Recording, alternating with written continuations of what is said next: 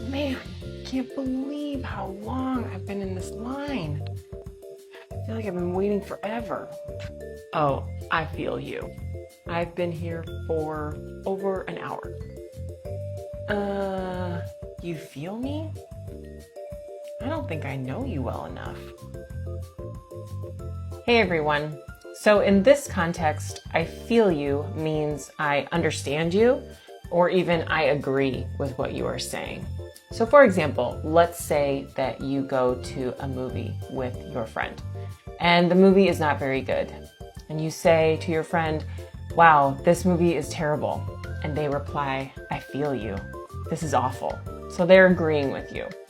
Another example, maybe you're really tired and you say to your friend or your partner, I'm exhausted.